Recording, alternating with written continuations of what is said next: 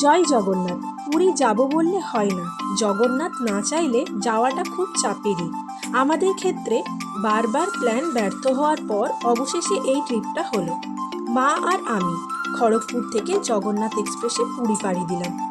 যাওয়ার পর থেকেই ঘোরা। প্রথম দিন ইস্কনের সাথে পুরো পুরী পরিক্রমা করলাম।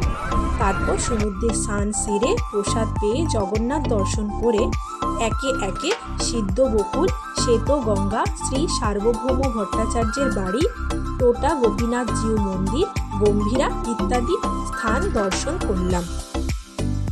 দ্বিতীয় দিন সকালে সমুদ্র স্নান ও সমুদ্র উপভোগ, তারপর আবার সন্ধ্যেতে জগন্নাথ দর্শন। ফেরার পথে ওটিডিসিতে পরের দিনের জন্য বুকিং করলাম। তৃতীয় দিন সাইট সিন হিসাবে চন্দ্রভাগা বিচ, কোনারক, লিঙ্গরাজ, উদয়গিরি, খণ্ডগিরি, ধৌলি ও নন্দনকানন ভ্রমণ করলাম। সাথে গপুকেও নিয়ে গিয়েছিলাম। এদিন একটা প্রাইভেট ট্রাভেল এজেন্সির গাড়িতে গিয়েছিলাম।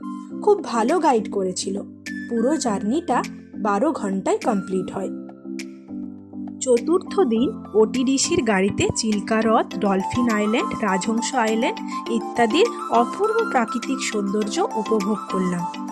ওখানে গিয়ে গপু, মা ও আমার কিছু ক্লিকও নিলাম। এদিন বিকেলেই ফিরে যাই। এসেই জগন্নাথ মন্দিরের ধ্বজা পরিবর্তন করা দেখলাম। আনন্দবাজার থেকে প্রসাদ কিনলাম। রাতে 11টার দিকে ট্রেন ছিল।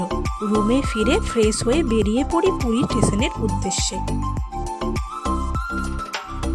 হ্যাঁ, অবশ্যই পুরী গেলে পুরীর খাজা ও ছানা পোড়া খেতে হবে, যেটা আমরাও খেয়েছি।